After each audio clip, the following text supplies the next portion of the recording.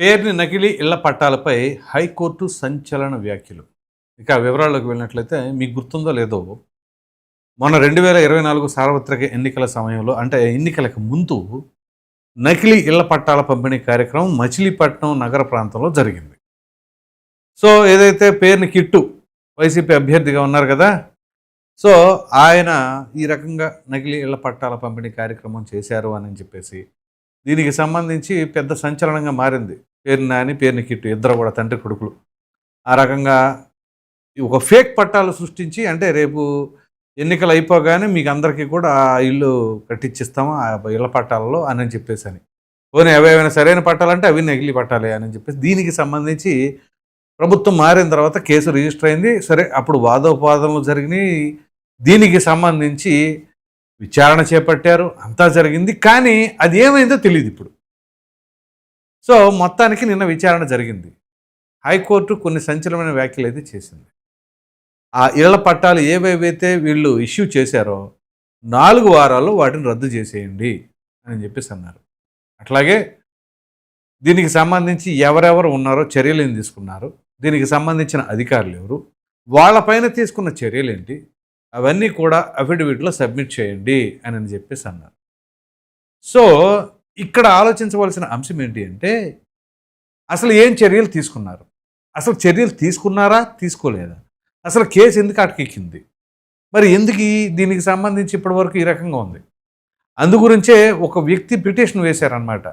ఏమని, దీనికి సంబంధించి అక్కడ నకిలీ ఇళ్ల పట్టాల పంపిణీ కార్యక్రమం జరిగింది, అదంతా కూడా వాస్తవమే అని చెప్పేసి తెలిసినా దీనికి సంబంధించి చర్యలు మాత్రం ఒక అడుగు కూడా ముందుకు వెళ్ళలేదు. దీనికి సంబంధించిన అధికారులు ఎందుకని నిర్లిప్తంగా చూస్తున్నారు.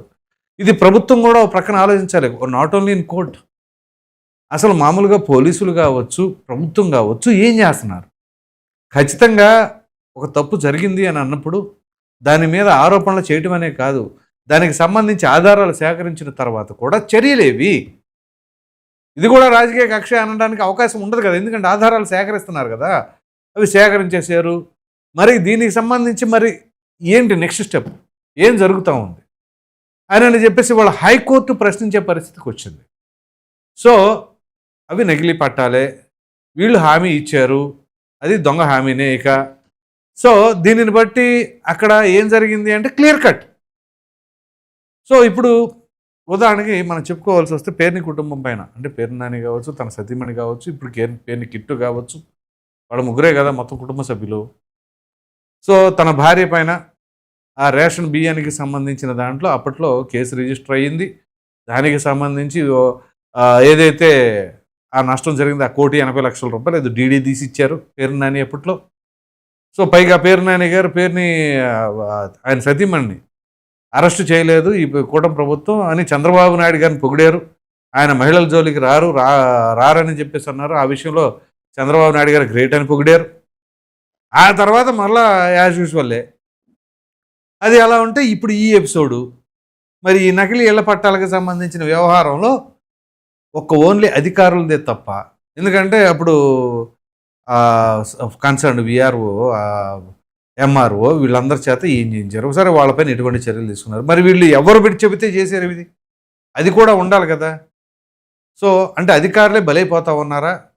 మనం ఏ కేసు అయినా తీసుకోండి, వైసీపీ అధికారంలో ఉండగా వాళ్ళు చేసిన అవినీతి అక్రమాలకు సంబంధించి ప్రతి దాంట్లో కూడా అధికారులు బలైపోయారు.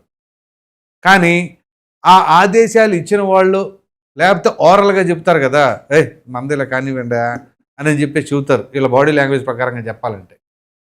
సో వాళ్ళు అలా చెప్పగానే నోటి మాట వీళ్ళు చేసేయటం. సో నేను ఎప్పుడు చెప్పానంటే దానికి ఇంకా ఆధారాలు ఉండవు. అందుగురించే ఏ మంత్రి అయినా, ఏ ఎమ్మెల్యే అయినా అధికారంలో ఉన్నప్పుడు ఇట్లాంటివి చెప్పారనుకోండి, కాదు మాకు డాక్యుమెంట్ రూపంలో ఇవ్వండి అని చెప్పేసి మీరు పెట్టించుకోండి. సైన్ చేసిన డాక్యుమెంట్ ఆ కన్సర్న్డ్ పొలిటీషియన్ ఎవరైతే చెప్పారో అతను ఎమ్మెల్యేనా, మంత్రి, ఎంపీనా, ఎవరైతే వాళ్ళు పెట్టించుకొని మీ దగ్గర పెట్టుకోండి. ఎందుకంటే రేపు ఏదైనా అటు ఇటు అయితే పరిస్థితి బాబు ఇరుక్కుపోతాం, లేదా మీరు చెప్పింది మేము చెయ్యం, అది అనెతికెళ్ళు, కావాలంటే మీరు మమ్మల్ని ట్రాన్స్ఫర్ చేసుకోండి, మేము ఎక్కడికి వెళ్ళాను ఉద్యోగాలు చేసుకుంటాం, ఇబ్బంది ఏంలే, అంతే కదా. ట్రాన్స్ఫర్ అయితే ఎక్కడికి వెళ్తాడు, ఇప్పుడు ఫర్ ఎగ్జాంపుల్ ఒక తహసీల్దార్ అనుకోండి, ఈ మండలం ఆఫీస్ నుంచి వేరే మండలం ఆఫీస్కి వెళ్తాడు. అదే కానీ అనెతికల్గా చేశారనుకోండి, ఇక్కడ ఎంఆర్ఓ ఆఫీస్ నుంచి స్టేషన్కి వెళ్తాడు. ఏది బెటరు? జైలుకి వెళ్తాం బెటరా, లేకపోతే వేరే మండల ఆఫీస్కి వెళ్తాం బెటరా? అలాగే పోలీసులు కూడా కావచ్చు. వాళ్ళు కూడా ఒకవేళ మితిమీరిన అత్యుత్సాహంతో వ్యవహరించారనుకోండి, దానికి ప్రత్యక్ష ఉదాహరణే మాజీ ఐపీఎస్ సునీల్, పివి సునీల్. ఆయన ఏం చేశారు? జగన్మోహన్ రెడ్డి గారు అధికారంలో ఉండగా అసలు మొత్తం నేనే సర్వం నేనే అనే తరహాలు ఉన్నారు. తీరా ప్రభుత్వం మారిన తర్వాత ఆయన పరిస్థితి ఏంటి? చివరికి మొన్న రిటైర్ అయిపోయేటప్పుడు కూడా మామూలుగా సస్పెన్షన్లోనే రిటైర్ అయ్యారు. సో అది ఒక మాయన మచ్చ కదా. ఇప్పుడు డబ్బుల గురించో లేదా జీతాల గురించి అని కాదు, ఒక వ్యక్తికి సంబంధించి ఒక ఐపీఎస్ అధికారి అతను అతను ప్రొఫెషనల్ కెరీర్ అంతా కూడా ఏ రకంగా ఉండాలి, ఎంత గర్వంగా చెప్పుకోవాలి రిటైర్ అయిపోయిన తర్వాత కూడా. కానీ అటువంటిది రిటైర్మెంట్ ఫంక్షనే జరుపుకునే అవకాశమే లేదు, ఆ అదృష్టమే లేదు. కోల్పోయింది ఎవరి కోసం?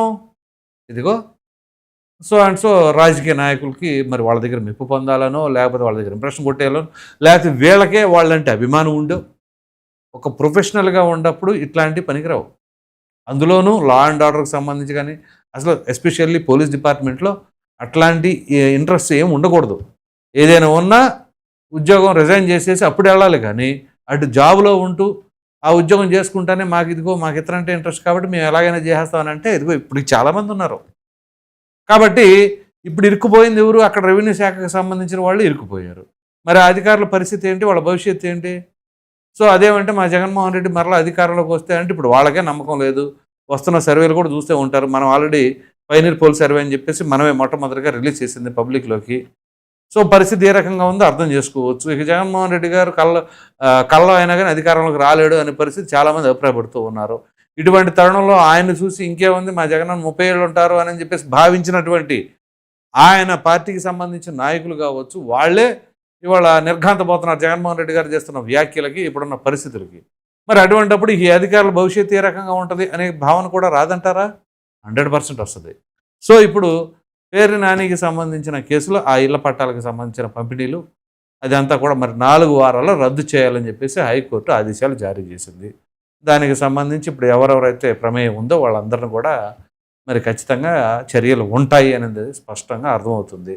కాబట్టి మరి దీన్ని కూడా రాజకీయ కక్ష అనే పరిస్థితి ఉంటుందా? రాజకీయ కక్ష అయితే కోర్టుల దాకా ఎందుకు వెళ్తే కోర్టు ఎందుకని రద్దు చేయమని అంటుంది? అక్కడ రద్దు చేయమంది అని అంటే ఆ ఇచ్చిన పట్టాలు వాస్తవంగా వాళ్ళు ఇచ్చినవనే కదా, నకిలీవేనే కదా, లేకపోతే ఎందుకు రద్దు చేయమంటారు? సో అంటే వీళ్ళు తప్పు చేసినట్లే కదా, క్లియర్ కట్గా అర్థమవుతుందిగా. ఇక దీంట్లో రాజకీయ కక్ష అని చెప్పడానికో తప్పించుకుంటానికి ఆస్కారం ఏమైనా ఉంటుందా? అదేమిటి అంటే పేరునని అంటే ప్రెస్ మీట్, అంటే ప్రెస్ మీట్ పెడతా ఉంటారు. ఇప్పుడు దీని మీద పెట్టండి ప్రెస్ మీట్. హైకోర్టు చెప్పింది కదా, ఇదిగో ఆ పట్టాలు రద్దు చేయమందని, ఇదిగో పలానా సమయంలో ఎన్నికలకు ముందు మేము ఎట్లా పట్టాలు పంపిణీ చేసాం, మరి ప్రభుత్వం కావాలని పిటిషన్లు వేసింది, కోర్టు రద్దు చేయమనేలాగా వీళ్ళు పోరాడారు అని చెప్పేసి కోర్టును ఏమనలేరు. కాబట్టి ఆ ప్రభుత్వాన్నో లేదా అధికారంలో ఉన్నటువంటి టీడీపీనో లేదా మీరు ఎక్కువ ఫోకస్ చేసి జనసేన పైన కాబట్టి ఆ జనసేనని అనండి. ఎవరి చేత పిటిషన్ వేయించారు, పిటిషన్ వేయించి ఇదిగో కోర్టు ద్వారా పట్టాలు రద్దు చేయించామన్నారు అని చెప్పేసి ప్రెస్ మీట్ పెట్టి మాట్లాడండి. మాట్లాడితే అప్పుడు అర్థమవుతుంది శాంటిటీ ఏంటి అని చెప్పేసి. అందుగురించే ఇక్కడ ప్రధానంగా చెప్పుకోవాల్సిన అంశాలు ఏంటి అంటే, ఏదైనా సరే ఒక కేసు రిజిస్టర్ అయింది అంటే రాజకీయ కక్షతో అయిందా లేకపోతే వీళ్ళు తప్పులు చేస్తే అయ్యిందా అనేది ప్రజలకు తెలియదు అంటారా? ఒకవేళ నిజంగా రాజకీయ కక్షతో చేయాలంటే ఎంతకాలం ఎందుకు వెయిట్ చేయాలి? సరే కేసో బోసో తర్వాత ముందు తీసుకెళ్ళి లోపల వేసేయండి, వేసేస్తారుగా పోలీసులు. కొన్ని అలా అనుకుంటే ఇందాక సీదిరి అప్పలరాజు ఎపిసోడ్ చూడండి, చాలా విచిత్రంగా ఉంది ఆయన సతీమణి మాట్లాడుతూ ఉంటే. సో ఇప్పుడు పేరుని వేస్తే మళ్ళీ పేరుని జయసుధ అనుకుంటా తన సతీమణి పేరు, ఆవిడ ఏమైనా వచ్చి ఇది అక్రమ అరెస్టు అని చెప్పగలుగుతారా? చెబితే తన మీద కూడా ఒక కేసు ఉంది కదా, ఆ కేసు మరలా గవకన తెర మీదకి వస్తుంది అనే భావంలో వాళ్ళేం మాట్లాడతారు. సో మొత్తం మీద చెప్పుకోవాల్సి వస్తే ఈ నకిలీ పట్టాల పంపిణీ కార్యక్రమం అనే దానిపైన హైకోర్టు కొన్ని సంచలనమైన వ్యాఖ్యలు, అందులో ప్రధానంగా 4 వారాల్లో రద్దు చేయండి, వీళ్ళపైన తీసుకున్న చర్యలేంటి, ఆ చర్యలకు సంబంధించి ఎవరెవరు సహకరించారు, వాళ్ళపైన ఎటువంటి చర్యలు తీసుకున్నారు, అవన్నీ అఫిడవిట్ రూపంలో సబ్మిట్ చేయమన్నారు. మరి చూద్దాం ఏం జరగబోతుంది ఏంటి, ఏం జరిగితే బాగుండని మీరు కోరుకుంటున్నారు అనే అభిప్రాయాన్ని అయితే కామెంట్ సెక్షన్లో తప్పకుండా తెలియజేయండి. Thank you.